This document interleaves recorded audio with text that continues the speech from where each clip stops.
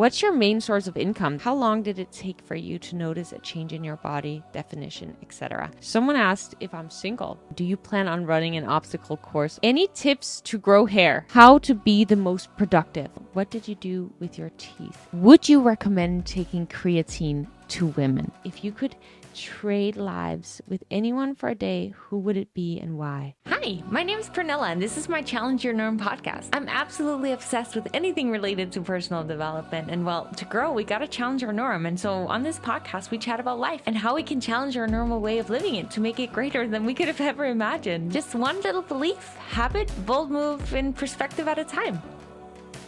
Hello, my beautiful friend, and welcome back to another episode here on my Challenge Your Norm podcast, where today we're doing something different because yesterday I asked on my Instagram stories to send me some questions because I thought it'd be fun to talk about some things that maybe I haven't spoken about on the podcast before that maybe someone would want to know about me or about life.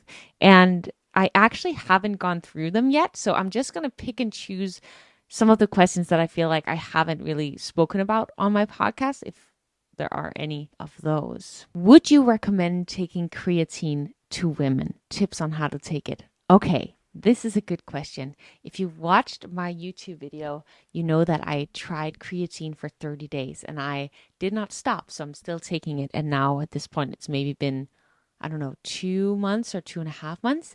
And I'm really enjoying it. I do feel that I can see changes in my body, as in like my muscles looking more full. I don't know if that could also potentially be because of how I've switched up the way that I train recently, being very, very intentional within every single rep of every set in a way that I haven't previously done.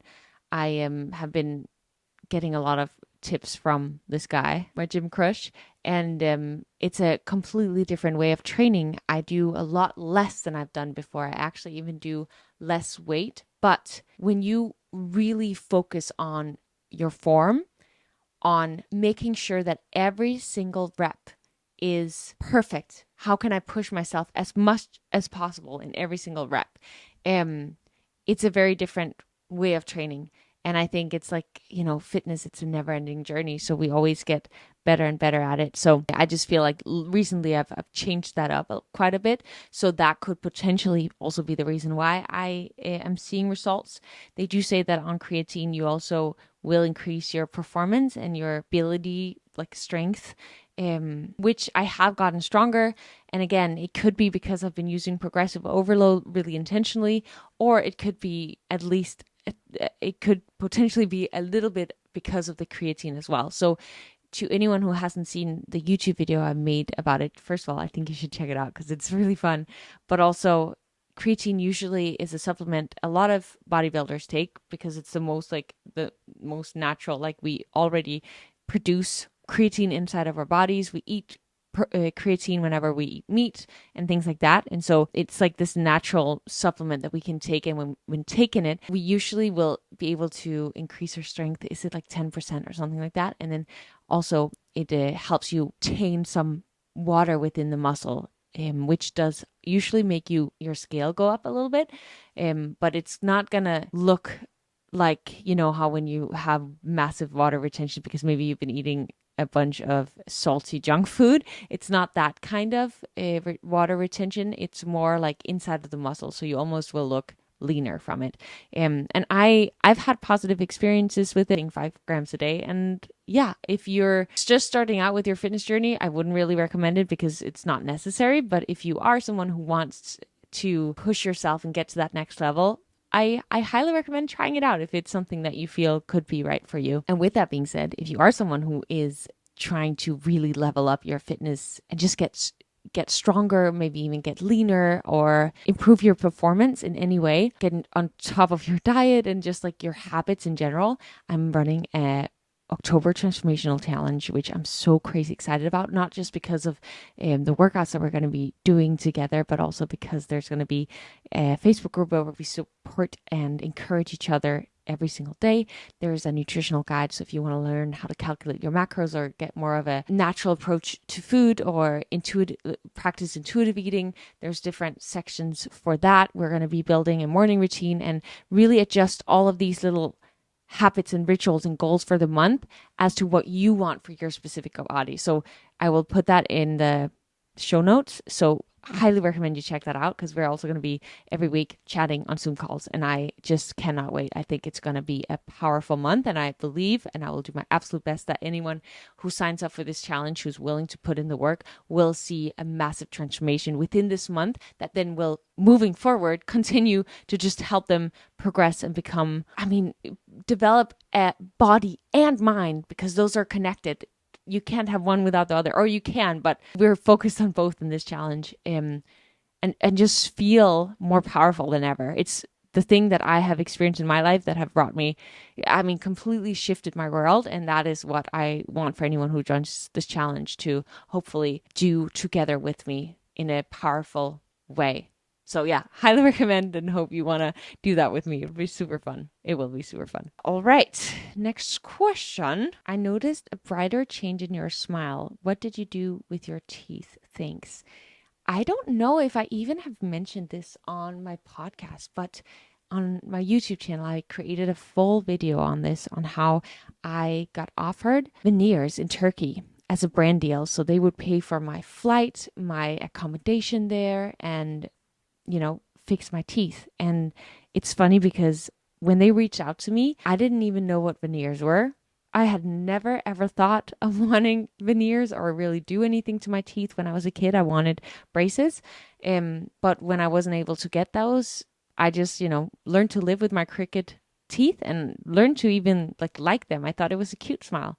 But then I got this email from this clinic in Turkey, that like a dentist clinic, that wanted to fly me out there and spend a week in Istanbul in Turkey to get these veneers. And at first I was like, I'm not sure if I want to do that. And then I heard all these crazy stories from my family and other people, and I found out that that's crowns. There's a difference between crowns and veneers, because crowns, they will cut down all your teeth, where veneers, it's more of like a layer on top. However, it was a very big challenge for me making the decision whether or not to do it, because like I said, I didn't hate my teeth, but also I've always thought it would be super cool to just have perfectly nice teeth, because that's what I wanted back when I wanted braces, but I just never had the opportunity to. And then I got this opportunity, and I wouldn't even have to pay for it. I think it's normally like a $10,000 fee or something if you want your whole veneer mouth made.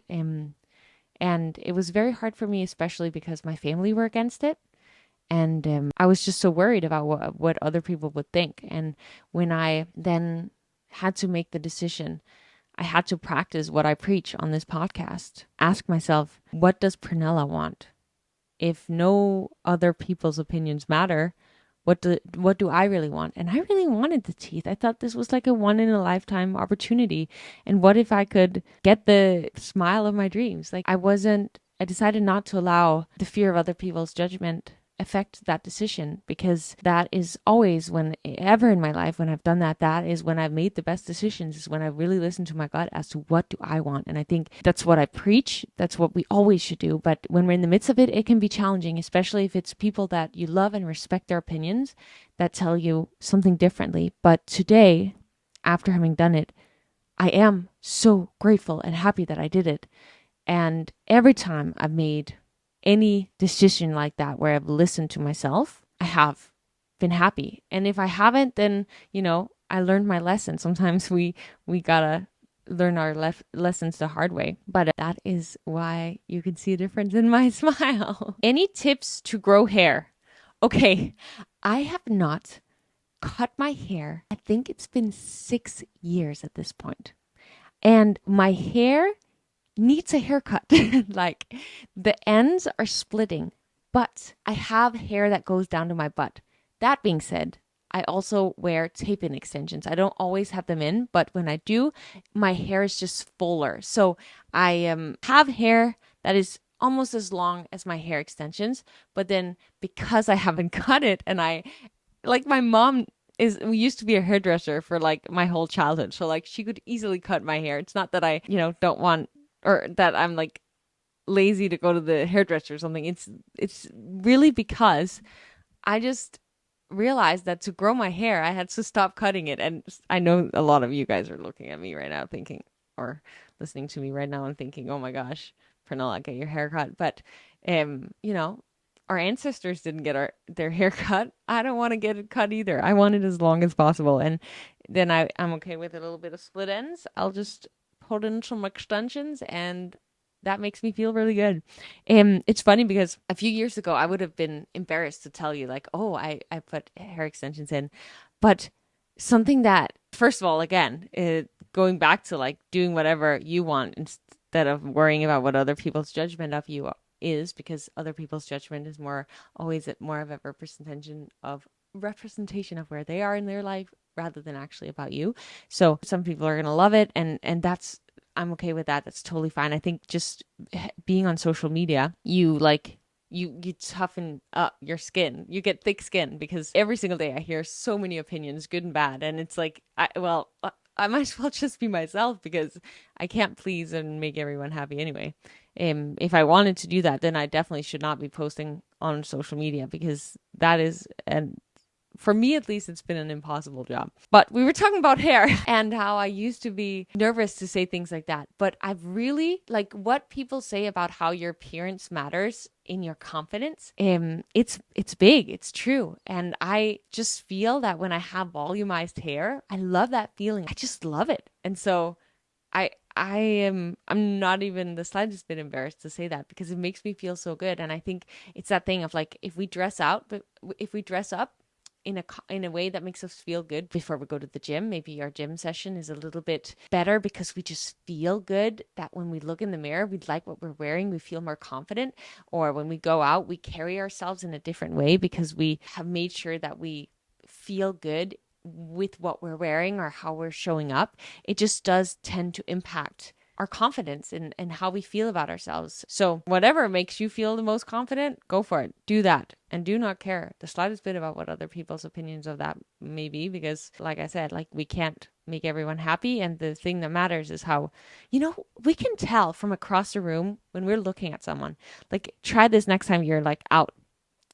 Take a look around the room and focus on what kind of energy different people have. Like, you can see in just their energy how confident they feel. And I think it's the awesomest thing when I see someone who feels confident within themselves. I'm like, hell yeah, you better know that we are, and we need to know that we are. And I think that the more we can learn to feel good within our own skin, the better, because then we're gonna have more courage to do the things that we deep down want to do and make an impact in this world. So wow, I don't know how I ended up going from extensions talk to that, but that's I guess what happened. How long did it take for you to notice a change in your body, definition, etc.? 1 year. It was January, or it was actually December. I was in Australia visiting my dad, and I had recently gotten my work permit to work in the US, and I really wanted to model. I really had wanted to get in badass shape for so long, and I just kept, setting myself the goal and quitting, setting myself the goal and quitting. Or like when it got late night, I would just go back into my old habits and eat the things that I was craving. I would maybe stick to it for a week and then I would fall back into track. I think it's something that a lot of us can relate to. But then one December, I was like, when I go back to LA this year, I'm going to do whatever it takes. So I would look at YouTubers who were models or bodybuilders or just fitness content and figure out what did I need to do. I then later did take a personal trainer certificate, but I really realized, yes, I learned the basics in there, but it's through my own experience seeing with my body that I've learned the absolute most. But in the first 3 months, I was in a crazy caloric deficit. And I saw a lot of weight. I think it was almost 10 pounds probably in those 3 months, or maybe even 2 months that I lost during that time.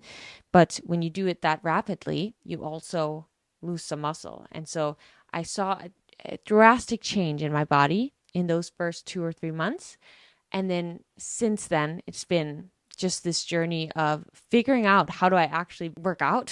How do I actually eat to feel the best, to see the most progress, and just a journey going up and down. Like I've had periods where I've not been as focused, not as disciplined, and then I've had periods where I've been super focused and super disciplined. And I feel like right now I'm in a very disciplined stage, which I always feel best when I am disciplined, when I'm aligning the actions that I want to take with my goals. But life has seasons. So when I'm in a season where I'm maybe more loose, I also, at least I try to allow myself to have those times where I just, let go and do, eat, whatever it is that I need during those times, especially if like I've gone through some healing journeys. Fitness has not necessarily been my main focus. But right now it is, and I love it.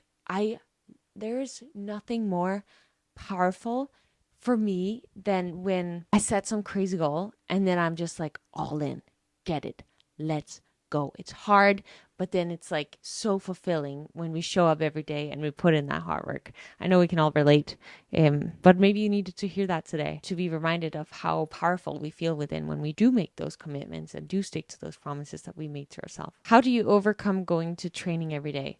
Literally, when I don't feel like it, it's like snap, go out of the door. Because the more I think about not wanting to do it, the less I'm going to want to do it.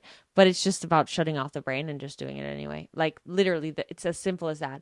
Committing and making that happen. And for some people, it may help if you make a commitment to a friend. Okay, if I don't go to the gym 3 days a week, every day this month, or like every week this month, you're losing $1,000. That's a lot of money, or however much money feels right for you to bet. But like, things like that where you put some level of commitment to yourself. So for example, when I've done these different fitness experiments that I've been doing on my YouTube recently, I've had to take these DEXA scans beforehand, and then I've made sure to book another DEXA scan by the end of the 30 days. And so I've had that commitment of, okay, wow, I'm filming pretty much every day throughout this challenge for this YouTube video, and I'm also having this DEXA scan by the end of this. So I may as well like stick to it, because otherwise, all of this hard work is gone to waste. And so how can you commit yourself to such a level that when it gets hard, you are forced to do it anyway? Of course, there's times where you have to adjust because something isn't working. That's a whole other story, because that is something I feel like we can do after we've tried sticking to the commitment, tried like a full month of actually doing it. Then after that month, we can see, okay, how did this go? How did this feel? How should I adjust moving forward so that I can feel better? How I can, make it a little bit easier on myself, like whatever. You can readjust afterwards. But I think it's important that when we do set our goal, that we stick to it throughout that time period that we've set for ourselves, so that we can actually really experience it and go through those challenges that are going to be coming a long way. So many. I know there was one from my dad, but I don't know where it went. I want to see what he wrote. Oh, my dad wrote, "When can we talk tomorrow?" He very often calls me at a not so convenient time, so I don't always pick up, but I love talking to my dad. And so I will make sure to reply to him so that we can talk today. Someone asked if I'm single, and I'm not single anymore. I have kind of a few times I've talked about a gym crush, and it's been about 6 months ago that we went on our first date and have been hanging out since. He is awesome and great and a very good human. It's interesting actually, because it's very cool how it all came together.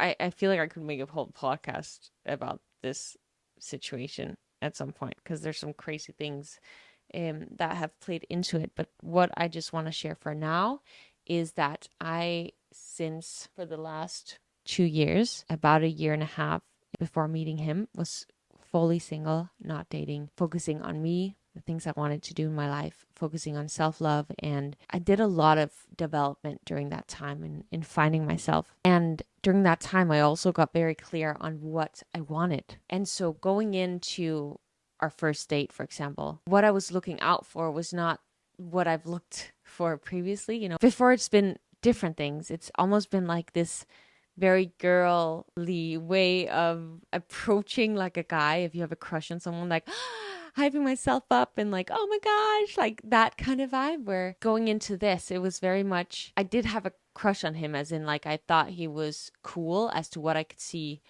from just speaking with him at the gym, and also just what he did was very admiring for me.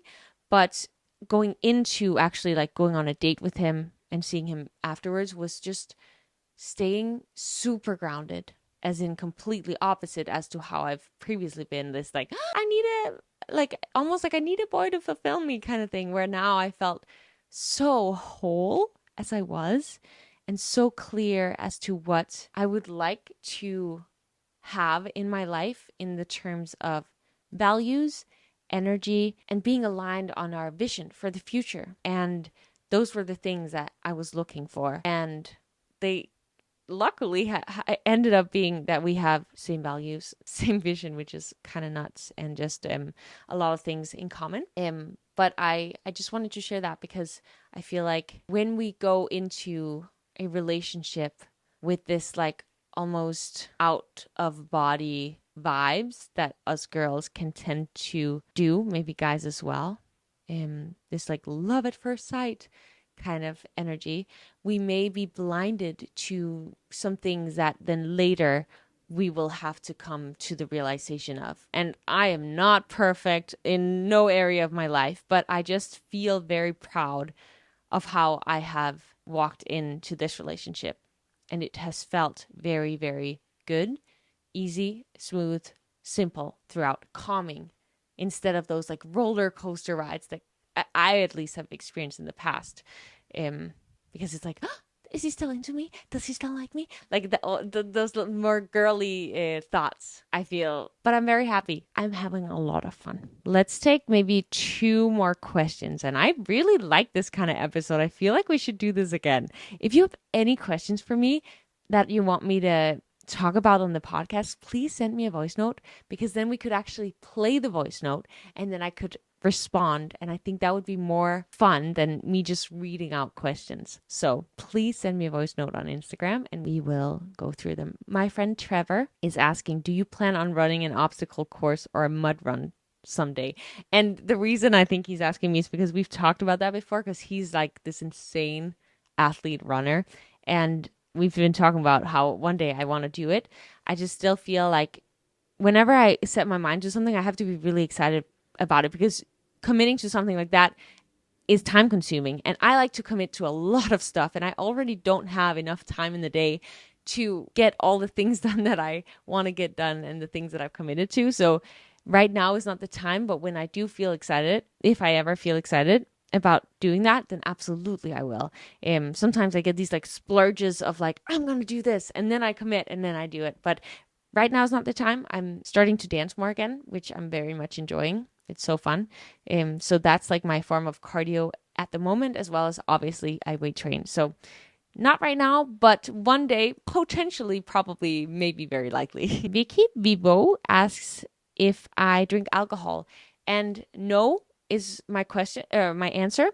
But if like once or twice a year I feel like I want to drink alcohol, then I do it. So like, it's not like no, I don't drink alcohol. I just, for the most part, don't feel like drinking alcohol. I used to drink a lot of alcohol, especially in high school. From when I was like 14, I drank alcohol. And I did that till I was like 22, and then I stopped. Or 21. I think I was 21 when I stopped.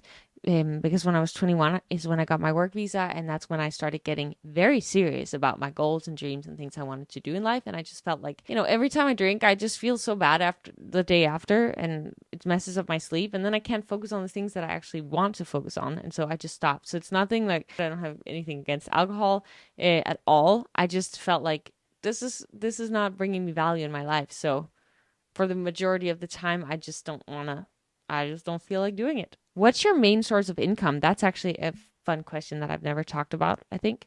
So there's Google AdSense on YouTube. I sell my own programs. I have a lot of training programs, some self-development programs, recipe books, and then now I'm doing this challenge, for example, like things like that are little incomes. Then there is sponsorships. That's a big part of my income. So like if I have a brand deal in a YouTube video, or if I share a product that I use on Instagram or on TikTok, then the brand will pay me to incorporate that into my content. And it's very important for me that it's authentic every time I share something.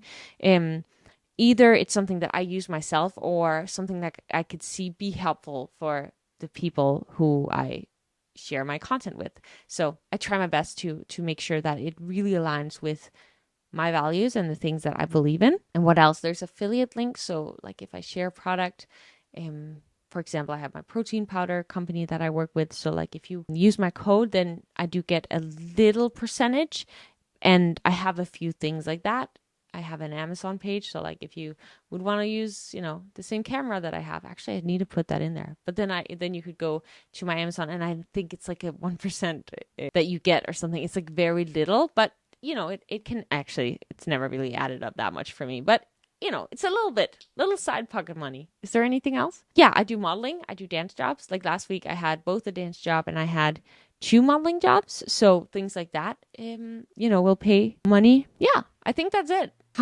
Okay, final question that I'm going to answer, and we're going to have to do another one because I feel like I need to answer more of these. How to be the most productive. Write a to-do list and stick to it. That is number 1. Number 2, do not have your phone next to you as you're working, as you're doing things, because it will constantly make you want to check your notifications, your messages, whatever it is that's going on there. 3, do not bring your phone into the bedroom with you. Make sure that you keep it outside because you need the morning time before, after. You can check it after you've done your morning routine, but you need some sort of morning routine where you connect with yourself, where you're not interrupted by your phone. Just definitely, I would recommend that, as well as at night, because then you're more focused. And instead of allowing what does the world need from me, you're asking yourself first thing, checking in with yourself. What do you need for you? What do you want to use your day for? And how do you want to feel? Like,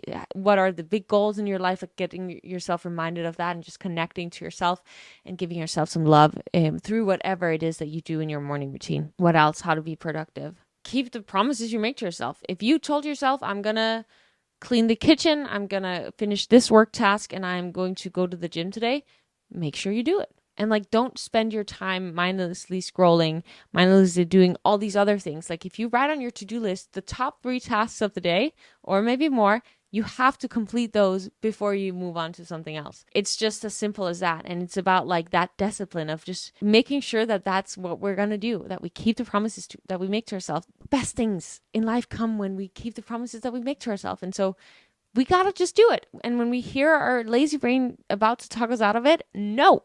Tell it no, it's not okay. You will feel like your best self when you keep the promises that you make to yourself for so many reasons. Oh my God. Okay, 2 of my friends have asked me questions, so I have to answer them. One is actually Chris's mom, my friend Chris's mom. She asked, Miss Pernilla, should I work out my arms every day? Nope, you do not need to work out your arms every day.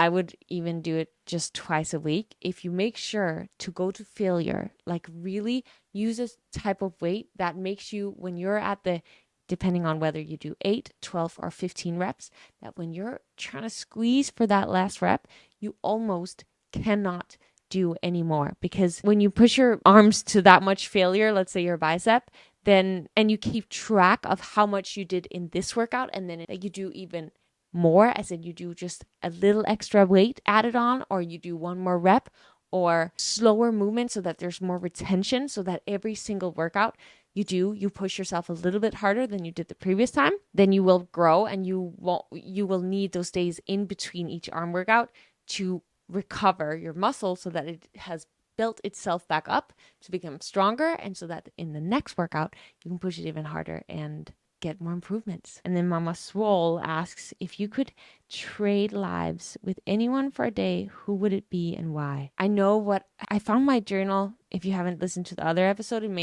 this one may actually come out first, but I recorded another episode yesterday on how I found my old journals yesterday, and I read through as far back as 2014 and just seeing where I was, what I wanted for my life, during that time, it was very cool to see how different of a human I am today. And so building myself into becoming the person that I deep down want to be is so exciting for me.